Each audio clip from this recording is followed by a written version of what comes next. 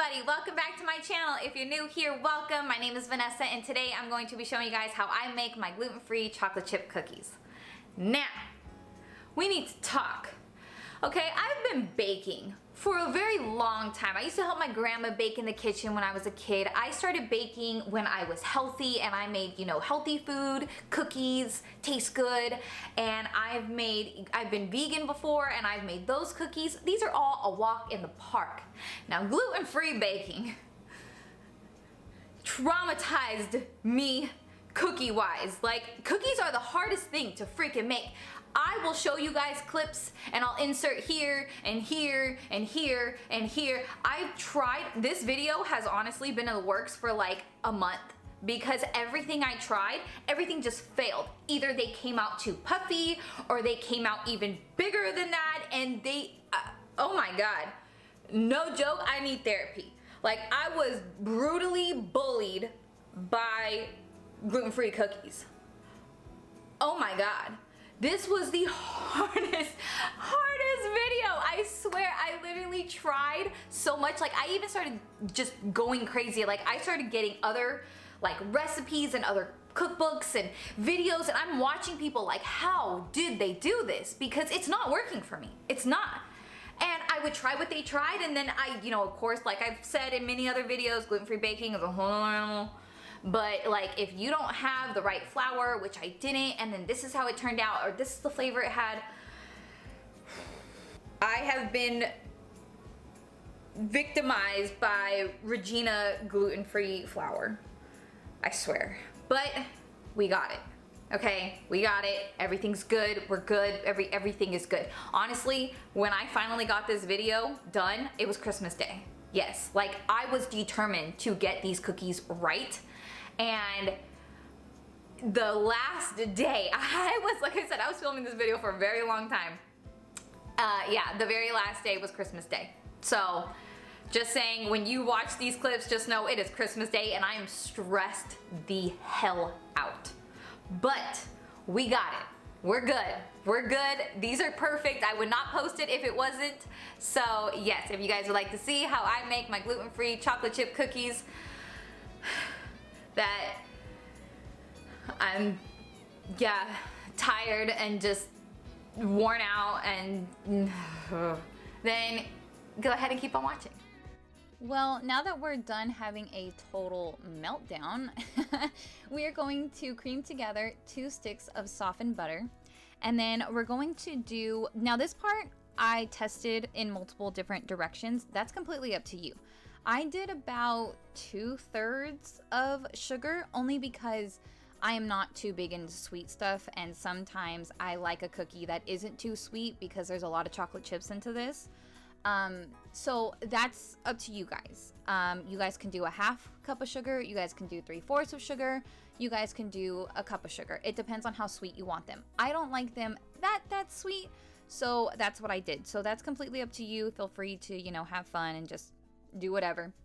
And then we're also going to cream together 3/4 a cup of brown sugar. If I go too fast or anything like that, everything will be down below. And I think I'm going to write on the screen the way that I did in my Hostess cupcake video. Have you missed that video?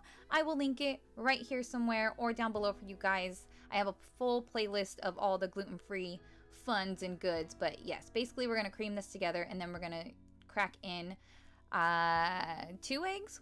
1 egg. 2 eggs, room temperature.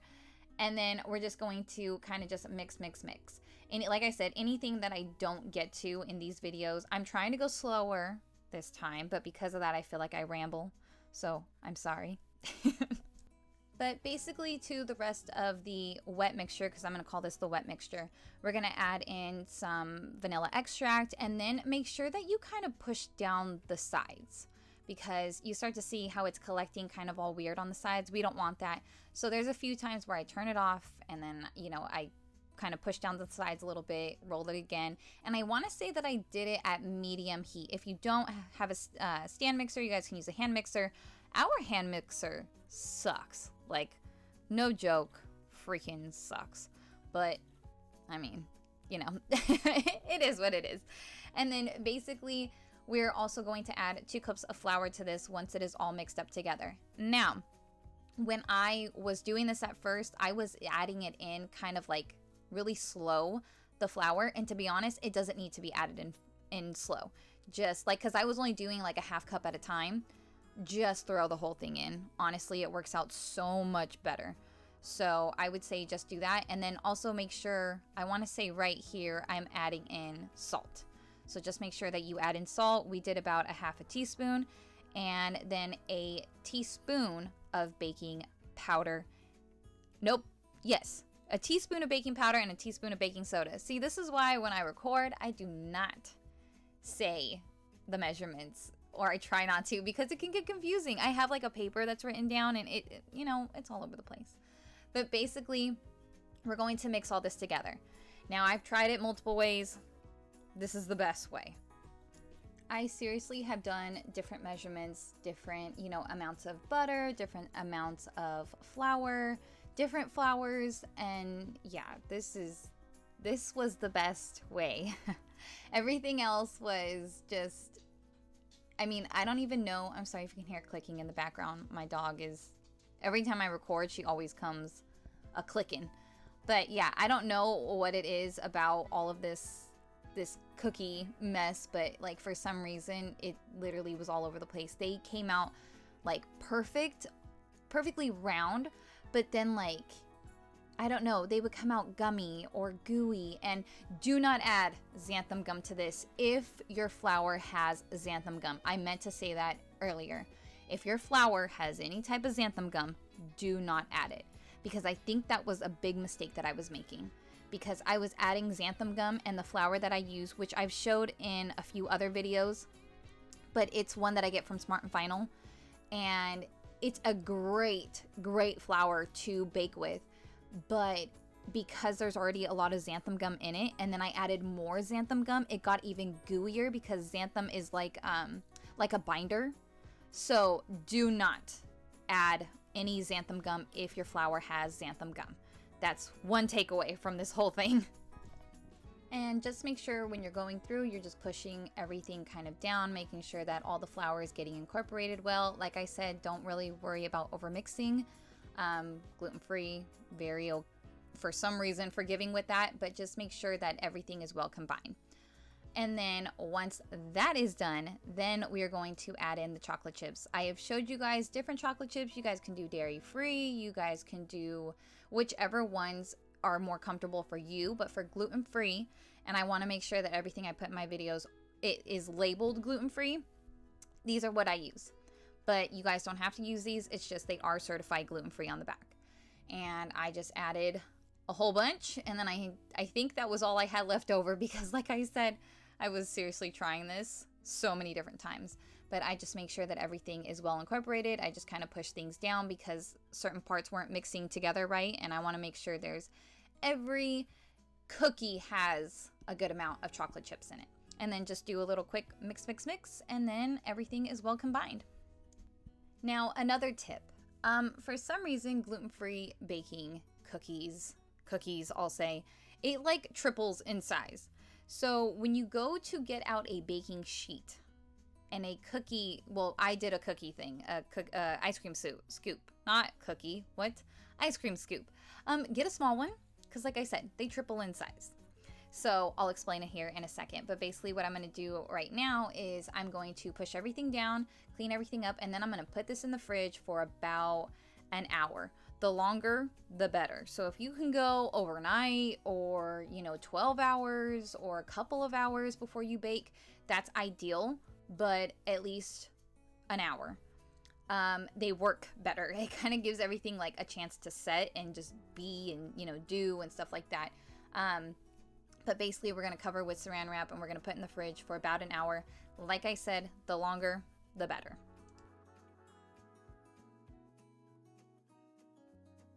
So basically we're going to get a baking sheet, and we're going to line it with some tin foil, and then we're going to use this big ol' scoop. You can spray it so that way nothing sticks, but because we put it in the fridge, it doesn't really stick.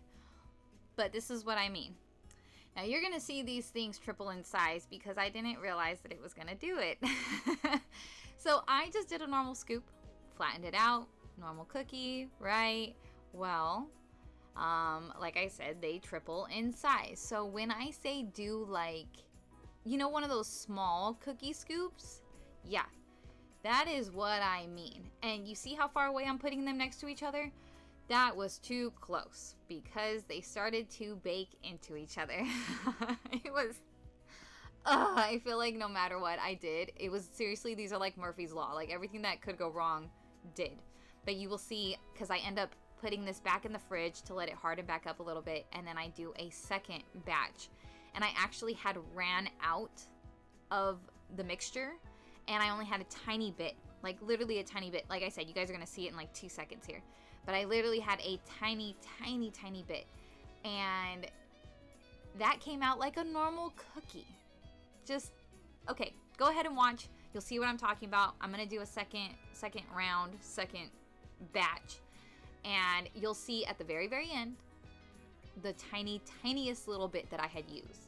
And then I'm gonna show you what all the cookies came out and look like. I mean, if you want big cookies, hey, go for it. But I'm just saying, these do like triple in size. Oh, and I forgot to tell you that we are preheating the oven at 375, and we're going to bake these. Well, I ended up baking these cookies at about, I want to say 20 minutes, but if they are smaller, please go like 10 minutes, 10 to 15 minutes until they start getting a little golden. They are chewy cookies, so remember that they will need not a lot of time because we're, you know, there's, yeah.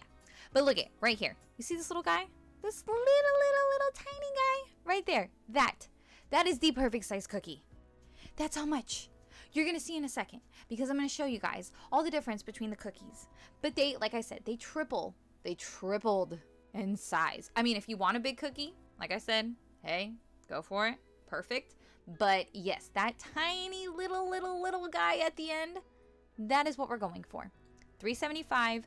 That little cookie was only in for like 10 minutes. But yeah, look at that.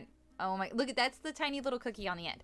That's a normal size cookie. Can we get a little hand comparison here? Because yeah, basically this is how much they fluffed up. But that's a normal one. That's another size one. And then this big ol' honking thing. Look at that. Two hands. They were delicious. Don't get me wrong. They were delicious. But yeah, I just wanted to show you guys. It's all over the place. But look at, when you snap them open, they're nice and soft on the inside, and then they are crunchy on the outside. And that is the lovely cookies. And that's it for this video. I hope you guys enjoyed. If you liked it, please give me a big thumbs up, and don't forget to subscribe if you guys haven't already. But if not, that's fine. You're welcome back anytime. If you guys are looking for any other gluten-free videos, please check the playlist down below. I have a whole bunch of stuff, and recently I posted my bagel and English muffin recipe, so all those are down there, so you guys go ahead and check those out down below. But I will see you guys in my next video. Thank you so much for watching. Bye guys.